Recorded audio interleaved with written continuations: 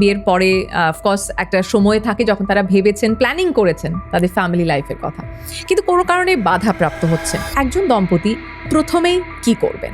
Regular বেসিসে unprotected sex করবে, তারপরেও যদি না হয়। আইভিএফ পদ্ধতিটা এক্স্যাক্টলি কি? ফার্টিলিটি স্পেশালিস্টের কাছে আসার অর্থ বা একটা ইনফার্টিলিটি সেন্টারে যাওয়ার অর্থ কিন্তু আপনার আইভিএফ ট্রিটমেন্ট নয়। তো এই পুরো প্রক্রিয়াটাতে কতটা সময় সাধারণত ব্যয় করা হয়? কাপেল, পার্টিকুলারলি মহিলার বয়স কত? এখনো কি আপনার মনে হয় যে আইভিএফ এই যে মানে এই নামটা বা এই প্রসিডিউর সম্পর্কে এখনো মানুষের মনে ভয় আছে? একটু ভয়, একটু টেবু। শুয়ে বসে বেশি থাকলে প্রেগনেন্সির চান্স কম, কারণ সেক্ষেত্রে অর্গানগুলোতে ব্লাড ফ্লো কমে যায় এবং ইমপ্ল্যান্টেশনের সম্ভাবনা কমে যায়। নমস্কার, আমি রেশমি। হেলথ ইম্প্যাক্ট বাংলার একটা নতুন এপিসোডে আপনাদের সকলকে স্বাগত জানাই। বিয়ের পর অনেক দিন হয়ে গিয়েছে, কিন্তু সন্তান ধারণের সমস্যা হচ্ছে। এই সমস্যায় অনেক দম্পতিরাই বর্তমানে জর্জরিত। তারা জানেন যে এর একটা উপায় আছে ঠিকই, কিন্তু অনেক সময় সেই উপায় খুঁজতে গিয়েও তারা কিছুটা বেপথে চলে যান। আজকে সেই বিষয়টি আমরা পরিষ্কার করব, জানবো এই ট্রিটমেন্টের গোড়ার কথা। আমাদের সঙ্গে রয়েছেন ডক্টর বিপ্লব দেব। ডক্টর দেব, প্রথমে আপনাকে স্বাগত জানাই হেলথ ইম্প্যাক্ট বাংলায়। আর আমি শুরুতে যে কথা বললাম, যে নিঃসন্তান দম্পতি যারা চেষ্টা করছেন যে বিয়ের পরে অফকোর্স একটা সময় থাকে যখন তারা ভেবেছেন, প্ল্যানিং করেছেন তাদের ফ্যামিলি লাইফের কথা, কিন্তু কোনো কারণে বাধাপ্রাপ্ত হচ্ছেন। তো সেক্ষেত্রে প্রথমেই তাদের কি করার কথা? মানে আমরা কতগুলো টার্ম সম্পর্কে জানি, যেমন আইভিএফ, যেমন ইনফার্টিলিটি ট্রিটমেন্ট, কিন্তু সবগুলো সম্পর্কে আমাদের বিশদে বোধহয় এখনো জ্ঞান নেই। তাই প্রথমে জানতে চাইবো, একজন দম্পতি প্রথমেই কি করবেন? হ্যাঁ, এইটা খুব একটা ইম্পর্টেন্ট কোশ্চেন আপনি করেছেন, যে একটা ফার্টিলিটি ট্রিটমেন্ট সেন্টারে পেশেন্ট কখন আসবে। সেটার জন্য আমাদের যে ক্রাইটেরিয়াগুলো আমরা বলি, যাদের 35-এর নিচে বয়স তাদেরকে আমরা বলি অ্যাটলিস্ট 1 ইয়ার তারা নিজেরা রেগুলার বেসিসে আনপ্রোটেক্টেড সেক্স করবে, তারপরেও যদি না হয় তখন সে ফার্টিলিটি স্পেশালিস্টের কাছে আসতে পারে। আচ্ছা, এই ক্রাইটেরিয়াটাই আবার যদি 35-এর ঊর্ধ্বে থাকে কাপেলের বয়স, পার্টিকুলারলি মহিলার বয়স, সেক্ষেত্রে এই 1 বছরটা 6 মাসে আমরা নামিয়ে আনি। মানে তিনি 6 মাস অবধি দেখবেন? 6 মাস অবধি নিজেরা ট্রাই করবেন, এর বেশি আমরা ইউজুয়ালি ওনাদের এনকারেজ করি না। আচ্ছা, এর পিছনের কারণটা হচ্ছে উইথ টাইম রিজার্ভ, ওভারির যে কর্মক্ষমতা বয়সের সাথে সাথে কমতে থাকে। আচ্ছা, আর এটা সিগনিফিকেন্টলি ডিটেরিয়েট করে 35 ইয়ার্স অনওয়ার্ড। আচ্ছা, সেই জন্য ওই 35 ইয়ার্স থেকে ল্যান্ডমার্ক ধরা হয়েছে। নিচে হলে 1 বছর, এটা কনসিডারেবল টাইম, কিন্তু তার বিয়ন্ডে হলে 6 মাসের বেশি অপেক্ষা করার না করাই ভালো। মানে 6 মাস হয়ে গিয়ে থাকলে অবশ্যই ডক্টরের কাছে স্পেশালিস্টের কাছে অবশ্যই আসা উচিত। আপনি বললেন যে ফার্টিলিটি স্পেশালিস্টের কাছে আসার কথা, কিন্তু আমরা তো সচরাচর দেখেছি সকলেই ভাবেন যে আচ্ছা এটা সম্ভব হচ্ছে না, তাহলে আইভিএফ এ চলে যাব। এইটা কি মানে কোনো প্রসেস কি মিস করছি আমরা? হ্যাঁ, এটা একটা গুরুত্বপূর্ণ অংশ, যেটা ভাবতে হবে যে ফার্টিলিটি স্পেশালিস্টের কাছে আসার অর্থ বা একটা ইনফার্টিলিটি সেন্টারে যাওয়ার অর্থ কিন্তু আপনার আইভিএফ ট্রিটমেন্ট নয়। আচ্ছা, আইভিএফ ট্রিটমেন্ট আপনার একটা অপশান হতে পারে, কিন্তু সবার ক্ষেত্রেই আইভিএফ ট্রিটমেন্টটাই একমাত্র অপশান এরকম কিন্তু নয়। আমাদের কাছে আইভিএফ ছাড়াও বেশ কিছু ট্রিটমেন্ট অপশান আছে। যেমন ধরুন, আমরা ওষুধের মাধ্যমে ডিম তৈরি করি, কখনো ইনজেকশনের মাধ্যমে ডিম তৈরি করি।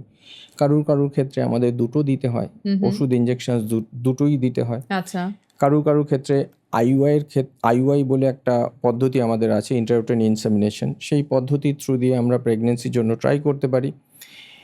কিছু পেশেন্টের ক্ষেত্রে আমাদের ল্যাপারোস্কোপিক বা হিস্ট্রোস্কোপিক সার্জারিরও দরকার পড়ে।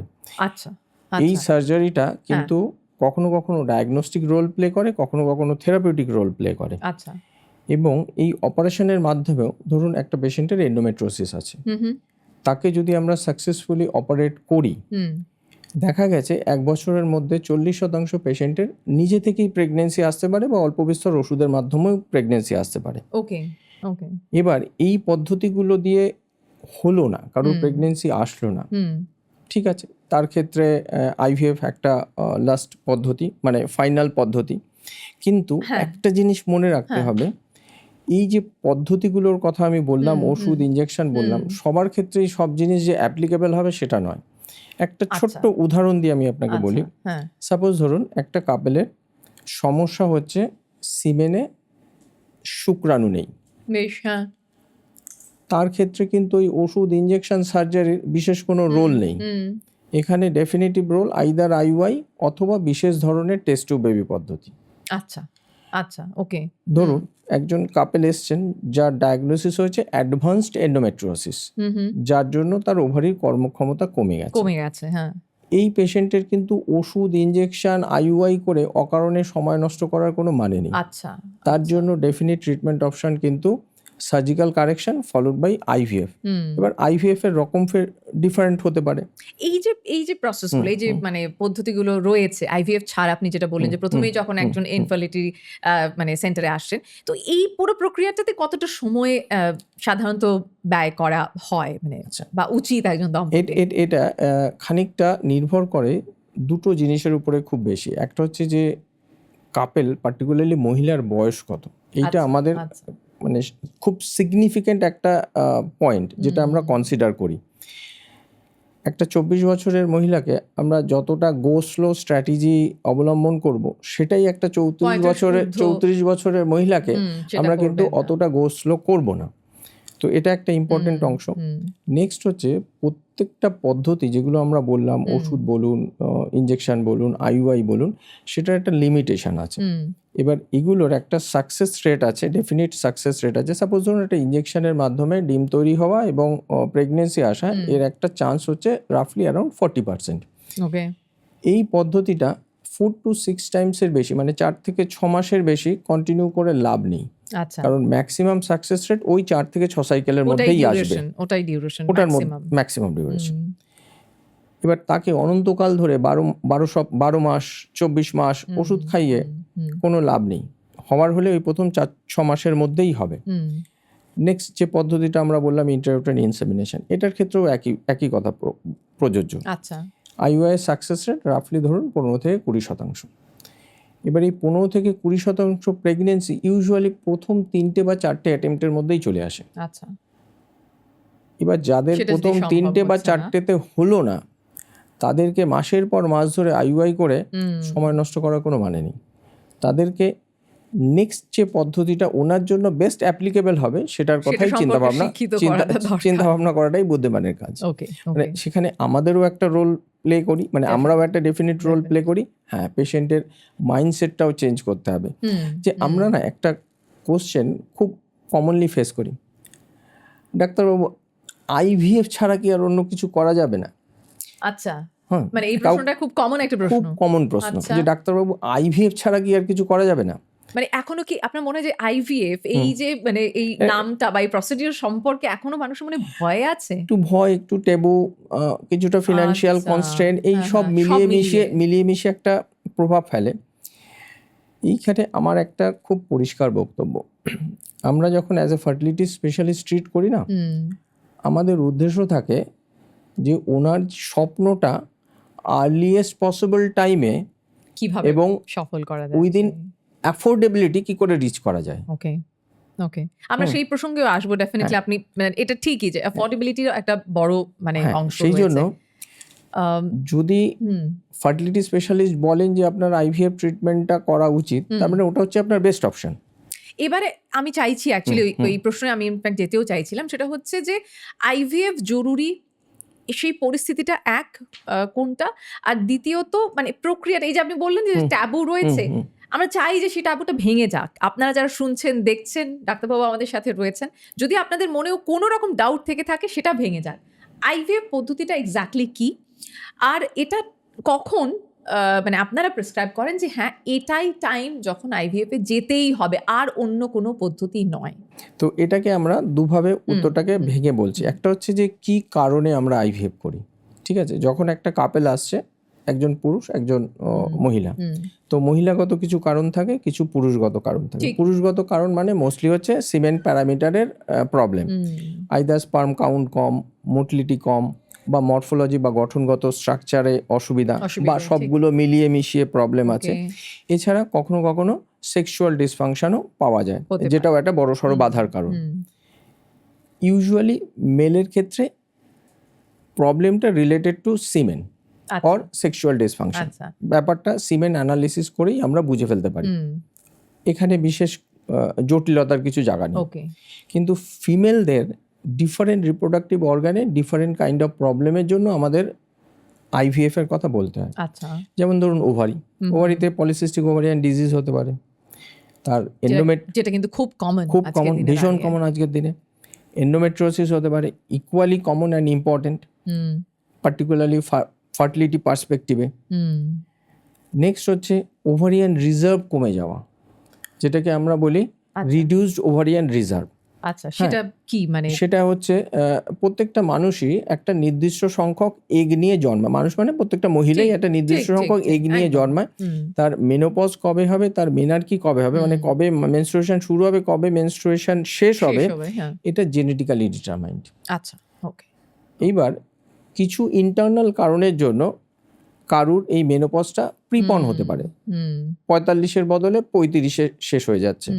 তাহলে 35-এ যে মেনোপজ হয়ে যাচ্ছে, তার মানে তার ওভারিয়ান রিজার্ভ বা ওভারিয়ান ক্যাপাসিটিটা ইউজুয়াল টাইমের আগে শেষ হয়ে যাচ্ছে।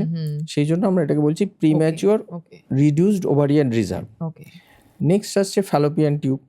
ফ্যালোপিয়ান টিউবের একটা বড় সমস্যা হচ্ছে এটা ইনফেকশনের কারণে বন্ধ হয়ে যেতে পারে।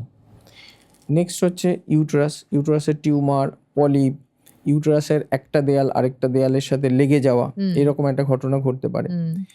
একটা কিছু পেশেন্ট থাকে, 10-20% পেশেন্ট থাকে যেখানে আমরা বলি আনএক্সপ্লেইনড ইনফার্টিলিটি। তার মানে হচ্ছে যে ইউজুয়াল গতানুগতিক যে টেস্টগুলো করতে হয় মহিলা বা ওনার হাজবেন্ডকে, সেগুলো করা হয়েছে কিন্তু ডেফিনিট কোনো কারণ পাওয়া যাচ্ছে না, কোনো উত্তর খুঁজে পাওয়া যাচ্ছে না, যে কেন হচ্ছে না এই প্রশ্নটার কোনো উত্তর নেই। তো এই ঘটনাটা হচ্ছে আনএক্সপ্লেইনড ইনফার্টিলিটি। সেটা আপনি বলছেন 15-20%, মানে হ্যাঁ, প্রায় 10-20% পেশেন্টের ইউজুয়াল ইনভেস্টিগেশনের পরেও আমরা কারণ খুঁজে পাই না। তখন কি উপায়, মানে কিভাবে? তখন ওই যে বললাম, এজ একটা ইম্পর্টেন্ট ফ্যাক্টর। আচ্ছা, যাদের কম এজ গ্রুপের দিকে থাকে তখন আমরা ওষুধ, ইনজেকশন, IUI এগুলো 4-6 মাস ট্রাই করে দেখি। আচ্ছা, যদি এগুলোতে হয়ে গেল ভালো কথা, যদি এগুলোতে না হয়, এই ধরনের পেশেন্টদের IVF এ খুব ভালো রেসপন্ড করে। এই যে আমি বললাম আনএক্সপ্লেইনড ইনফার্টিলিটি, তার মানে কি আমার কাছে এই মুহূর্তে ব্যাখ্যা নেই ইনফার্টিলিটির। তার মানে আমার কাছে ব্যাখ্যা নেই মানে অরিজিনালি ব্যাখ্যা নেই সেটা নয়, ওনার সার্টেল ডিফেক্ট অবশ্যই আছে, সূক্ষ্ম প্রবলেম, মাইনর প্রবলেম অবশ্যই আছে, তা নাহলে প্রেগনেন্সি কেন আসবে না। কিন্তু ওই মাইনর প্রবলেমগুলো ডায়াগনোসিস করার জন্য আমাদের যে টেস্টগুলো করতে হয়, এই সফিস্টিকেটেড টেস্টগুলো অনেক কস্টলি। এবং ধরুন 10টা সূক্ষ্ম কারণ আছে, 10টা মাইনর কারণ আছে যেগুলো আমরা জানতে পারি। তাহলে শুধু জানলে তো হবে না, জানলে পরে আবার ট্রিটমেন্ট করতে হবে জানার পরে। এইবার মজার ব্যাপার হচ্ছে এটা যে সব কটা মাইনর প্রবলেমের সলিউশন হচ্ছে একটা, সেটা হচ্ছে test tube baby, either conventional or ICSI, যাই হোক। মোটের উপর ব্যাপারটা হচ্ছে সমাধান রয়েছে। প্রবলেম ABCD যাই হোক, তার আনসার হচ্ছে সেম। তাহলে প্রবলেমটা খুঁজে পয়সা নষ্ট করাটা জাস্টিফাইড নয়, পয়সা এবং সময় নষ্ট করাটা জাস্টিফাইড নয়। তার চেয়ে বরং আপনারা straight way we can offer the solution. আপনার প্রবলেম যাই হোক, আপনার সলিউশন হচ্ছে এটা, এবং এইটা আপনার জন্য কস্ট এফেক্টিভ। আপনার ড্রিম যে গোলটাকে আপনি চেস করছেন, সেটা আমি অনেক তাড়াতাড়ি পৌঁছাতে পারবেন। তো এই আনএক্সপ্লেইন ইনফার্টিলিটি একটা ইম্পর্টেন্ট কারণ হচ্ছে আমাদের IVF অফার করার। এছাড়া মেল ফ্যাক্টর, পার্টিকুলারলি যাদের অলিগোস্পার্ম মানে সংখ্যায় কম বা মোটিলিটি কম বা সিগনিফিক্যান্ট স্ট্রাকচারাল অ্যাবনর্মালিটি আছে বা মিলিয়ে মিশিয়ে এই প্রবলেমগুলো আছে, এই ধরনের মেল ফ্যাক্টরের ক্ষেত্রেও আমরা IVF, কনভেনশনাল IVF বা ইক্সি আমাদের প্রয়োজন বুঝে প্যারামিটার কতটা খারাপ আছে তার উপরে নির্ভর করে আমাদের আইদার ইক্সি অথবা কনভেনশনাল IVF বলতে হয়। তার মানে ডক্টর, একটা জিনিস আমি এতক্ষণ আলোচনায় আমার ধারণার মধ্যে দর্শকরা বুঝতে পেরেছেন, এক হচ্ছে সময়টা খুব ইম্পর্টেন্ট, যে কতক্ষণ সময় তারা ব্যয় করবেন, বা ডাক্তারবাবু অফকোর্স তাদেরকে সাজেস্ট করবেন যে অন্যান্য প্রক্রিয়ার মাধ্যমে কতদিন তারা চেষ্টা করবেন, এবং তারপরে এখানে আপনি বলছেন দম্পতির বয়স একটা খুব বড় ফ্যাক্টর, সেটার উপরে মানে নির্ভর করে ওনাদেরকে IVF এ আসাটা কখন আসতে হবে এবং কেন জরুরি। এবারে IVF, এই যে আপনি বললেন যে IVF ছাড়া কি আর কোনো উপায় হতে পারে না, এই যে প্রশ্নগুলো আসে, আইভিএফ এর কয়েকটা ফেজ আছে, একদম এবার একটু সেটা সম্পর্কে আমি জানি যে আমরা আরো এপিসোড আপনাদের সামনে আনবো। আমি প্রথমেই বলি যে অনেক প্রশ্ন আছে আইভিএফ নিয়ে, কিন্তু এই যে ফেজ গুলো কি, কারণ সময়টা একটা খুব বড় ব্যাপার একদম দম্পতিদের কাছে। ভীষণই। তো এটাকে আমরা না সহজভাবে বোঝার জন্য 4টে ভাগে ভাগ করছি। আচ্ছা, একটা হচ্ছে প্রি আইভিএফ ইনভেস্টিগেশন, তার মানে হচ্ছে আইভিএফ করার আগে কিছু ইনভেস্টিগেশন আমরা সাজেস্ট করি। এটা দুটো পারপাস সার্ভ করে। একটা হচ্ছে পেশেন্টের কি ধরনের আইভিএফ লাগবে বা আইভিএফ লাগবে কিনা সেটা বোঝা, আচ্ছা, আর আরেকটা হচ্ছে যে এই আইভিএফের এই যে জটিল প্রক্রিয়াটা বা এই প্রেগনেন্সিটা নেয়ার মতো বডি কতটা রেডি আছে। আচ্ছা, এটা খুবই ক্রুশিয়াল একটা খুবই বিষয়। ক্রুশিয়াল। তো এটা হচ্ছে প্রি আইভিএফ ইনভেস্টিগেশন হয়ে গেল, patient is healthy, patient pregnancy carry করার মতো অবস্থায় আছে এবং আমরা বুঝে ফেলেছি যে কি ধরনের আইভিএফ ওনাকে আমরা করব। আচ্ছা, এরপর আসছে আইভিএফ প্রপার। ওকে, তার মানে হচ্ছে আইভিএফ এর যে কস্টলি মেডিকেশনস যেগুলো আমরা ইউজ করি, গোনাডোট্রফিনস নামে ইঞ্জেকশনসগুলো আসেন, সেই ইঞ্জেকশনগুলো আমরা স্টার্ট করি। সেগুলোর জন্য আমাদের বিভিন্ন ধরনের প্রোটোকল আছে, একটা লং প্রোটোকল, একটা শর্ট প্রোটোকল। তার উপরে নির্ভর করে যে সময় কত লাগবে। লং নামটাই বলছে লং, মানে সময় বেশি লাগবে। এই প্রোটোকলটায় রাফলি অ্যারাউন্ড 4 উইকস মতো মিনিমাম সময় লাগবে। 4 উইকস, ওকে, 4 উইকস। শর্ট প্রোটোকলটা রাফলি অ্যারাউন্ড 10 to 14 ডেজ সময় লাগবে। আচ্ছা, হলো। এই যে ইনজেকশন ডক্টর, আমি অফকোর্স পুরো উত্তরটাই আপনার কাছ থেকে চাইছি, কিন্তু মাঝখানে কিছু প্রশ্ন উঠে আসছে, তাই একবার করে জিজ্ঞেস করে নিয়েছে। এই যে ইনজেকশনস গুলো যখন দেওয়া হচ্ছে, সেটা ইজ ইট পেইনফুল? এটা কি একজন যিনি সন্তান সম্ভবা, যিনি চাইছেন মা হতে, তার শরীরের ওপর সে সময় ঠিক কি ধরনের প্রভাব দেখা যায়? আচ্ছা, আমি আপনার এই প্রশ্নটা নেব এবং এটা উত্তর অবশ্যই দেব, কারণ এই উত্তরটা ভীষণ জরুরি পেশেন্টের জন্য, যারা এটা চেস করছে এই প্রক্রিয়াটা। তার আগে আমি ডিসকাশনটা কমপ্লিট করে নিচ্ছি। প্রসেসটা এই ইনজেকশনটা যেগুলো যখন আমরা দিচ্ছি, এই ইনজেকশনটাকে আমরা মনিটর করি যে ওভারিয়ান রেসপন্সটা আমাদের মতো করে হচ্ছে কিনা, ঠিক হচ্ছে কিনা। যদি ঠিক হয় তো ঠিক হচ্ছে, ঠিক না হলে আমাদের ডোজ অ্যাডজাস্ট করতে হয়। কখনো বেশি রেসপন্স হচ্ছে তো ডোজ কমাতে হবে, কখনো কম রেসপন্স হচ্ছে তো ডোজ বাড়াতে হবে। এই প্রক্রিয়াটা চলার পরে একটা সার্টেন টাইম পরে আমরা দেখি যে আমরা যা চাইছি, যে ওভারিয়ান ফলিকেলগুলো যে ম্যাচুরিটি চাইছি সেই ম্যাচিওর স্টেজে এসছে কিনা। যখন ওরা সেই সাইজটা অ্যাটেন্ড করে তখন আমরা ফার্দার একটা ইনজেকশন দিই ফাইনাল ম্যাচুরেশনের জন্য। এই এইচসিজি ইনজেকশনটা দেওয়ার একটা সার্টেন টাইম পরে, ধরুন 34 to 36 আওয়ার্সের মধ্যে আমরা ওভাম পিক আপ প্রসিডিওরটা করি। ওভাম পিক আপ প্রসিডিওরটার কথা হচ্ছে এই যে ডিমটা আমরা তৈরি করলাম দেহের মধ্যে, এবার এই ডিমটাকে আমরা বের করে আনবো। এটা একটা short procedure, under short GA হয়, 15 to 20 মিনিটস এটা সময় লাগে।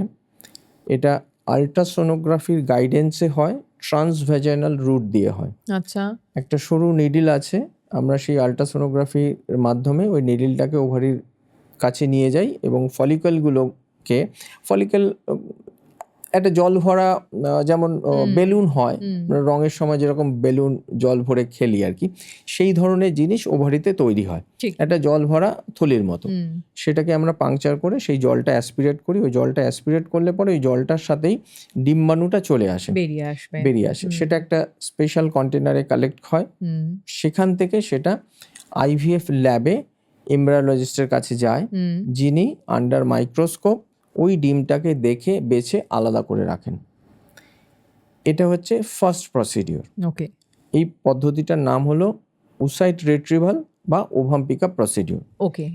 সেম দিনে আমরা হাজব্যান্ডের কাছ থেকে স্পার্ম নিই, সেই স্পার্মটাকে আমরা প্রসেস করে সেই প্রসেস সিমেন স্যাম্পলটা আমরা ওসাইটের সাথে মেশাই।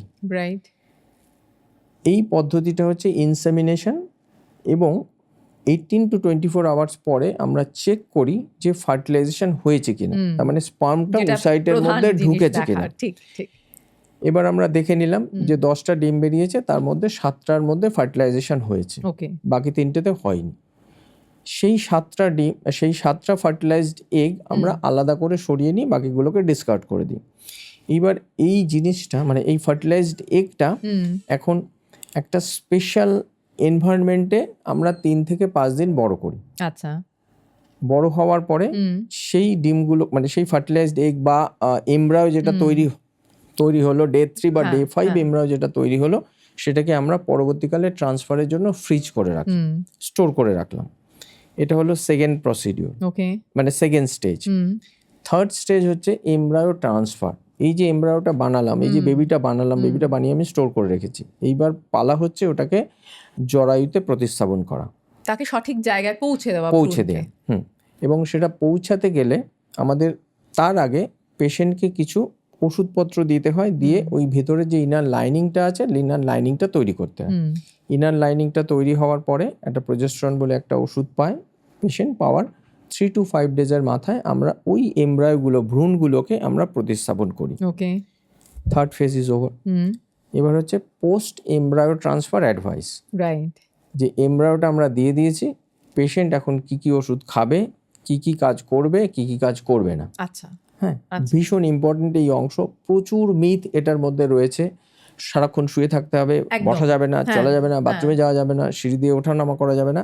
না, এরকম কোনো রেস্ট্রিকশনস নেই, কোনো রেস্ট্রিকশনস নেই, কোনো এভিডেন্স বেসড কোনো ইনফরমেশন আমাদের কাছে নেই যে শুয়ে থাকলে পরে 14 দিন শুয়ে থাকলে পরে তাদের প্রেগনেন্সি বেশি হয়। রাদার উল্টো ইনফরমেশনটা আছে, বেশি নর্মাল লাইফে যদি থাকেন শুয়ে বসে বেশি থাকলে প্রেগনেন্সির চান্স কম, কারণ সেক্ষেত্রে অর্গানগুলোতে ব্লাড ফ্লো কমে যায় এবং ইমপ্ল্যান্টেশনের সম্ভাবনা কমে যায়। রাদার একজন যদি একেবারে বিপরীতধর্মী আসলে একদম বিপরীত ঘটনা, আপনি যদি usual day to day activity করেন, আপনার বিভিন্ন অর্গানের পারফিউশন ভালো হবে, রক্ত সঞ্চালন ভালো হবে, এবং আপনি অনেক বেশি স্ট্রেস ফ্রি থাকবেন। আপনি শুয়ে আছেন মানে আপনি সারাক্ষণ চিন্তা করছেন কি হতে চলেছে, কি হতে চলেছে, কি হতে চলেছে। তো এই ঘটনাটা আপনার বেসিক্যালি আনহ্যাপি হরমোনসের পরিমাণ বাড়িয়ে দেবে, স্ট্রেসটাও হয়তো বাড়িয়ে দিচ্ছে, যেটা কখনোই ভালো নয়। না, কখনোই ভালো নয়, সেটা বরঞ্চ ইমপ্ল্যান্টেশনের এগেইনস্টে কাজ করে। একেবারে। তাহলে রেগুলার লাইফস্টাইল লিড করা। হ্যাঁ, রেস্ট্রিকশনস কি? রেস্ট্রিকশনস হচ্ছে হেভি বা স্ট্রেনাস অ্যাক্টিভিটি করবে না, এইটুকু না করলেই হলো। ওকে। এর চেয়ে বেশি রেস্ট্রিকশনস করে কিচ্ছু পাওয়ার নেই। আমরা আজকে যেরকম ডক্টরের কাছ থেকে জানছিলাম যে আইভিএফ বলতে কি বোঝায় এবং তার যে প্রত্যেকটা পর্যায় কি, সেটা আরও অনেকগুলো প্রশ্ন বাকি আছে। আমি সেই প্রশ্নগুলো নিয়ে পরের এপিসোডে আসবো, কিন্তু আজকের এপিসোড শেষ করার আগে একটা প্রশ্ন নিশ্চয়ই করবো। যে আপনি বললেন না যে যখন ভ্রূণ মাতৃদেহে প্রতিস্থাপন হলো, তারপরে এই যে অ্যাংজাইটিটা থাকাটা খুব স্বাভাবিক বোধহয় একজন মানে নবদম্পতির কাছে। ঠিক কতটা সময় লাগে তারপরে, কখন তারা প্রেগনেন্সি টেস্টে যান, মানে when you actually understand that the procedure is complete? সেটা অ্যাকচুয়ালি ভ্রূণটা ট্রান্সফার করার 5 to 7 ডেজের মাথায় ইমপ্ল্যান্টেশন প্রসিডিওরটা কমপ্লিট হয়ে যায়। তো আমরা ইউজুয়ালি 14 বা 15th ডেতে ফ্রম ট্রান্সফার বিটা ইসিজি বলে একটা ব্লাড টেস্ট করি। এই ব্লাড টেস্টের মাধ্যমে আমরা জানতে পারি যে আমাদের এই প্রসিডিওরটা সাকসেসফুলি সম্পন্ন হয়েছে কিনা। আচ্ছা, অর্থাৎ যে কোনো প্রসিডিওর মনে হতে পারে যে লম্বা, বোধহয় খুব স্ট্রেনাস, বোধহয় খুব স্ট্রেসফুল, কিন্তু ফাইনালি যেটা দিয়ে আজকের এপিসোডটা শেষ করবো, যে ফাইনালি যখন 14 বা 15 ডেতে আপনি জানতে পারেন বা আপনার চিকিৎসকও জানতে পারেন যে যা কিছু আপনি করেছেন তার সাফল্য আপনার চোখের সামনে, সেটা বোধহয় সব থেকে আনন্দের। ডক্টর, অনেক অনেক ধন্যবাদ। আমি জানি যে প্রশ্নের ঝুলি আমারও শেষ হয়নি, আমার দর্শকদেরও শেষ হয়নি, তাই আরেকদিন আরও অনেক প্রশ্ন নিয়ে আমরা হাজির হচ্ছি খুব তাড়াতাড়ি। আর হেলথ ইম্প্যাক্ট বাংলার সমস্ত দর্শকদের বলি যে নিশ্চয়ই আমাদের এমন অনেক কিছু ধারণা রয়েছে যেগুলো ভেঙে যাওয়া দরকার, এমন অনেক কিছু বিষয় জেনে নেওয়া দরকার, আর সেই জন্যই আমরা রয়েছি, আপনাদের সমস্ত প্রশ্নের উত্তর দিতে চাই। যা যা প্রশ্ন মনে থাকছে কমেন্ট বক্সে নিশ্চয়ই লিখবেন, সঙ্গে থাকবেন আর শেয়ার করবেন, কারণ সুস্থ থাকা এবং সঠিক ইনফরমেশন নিয়ে সুস্থ থাকা সেটা আরও বেশি দরকার। ধন্যবাদ।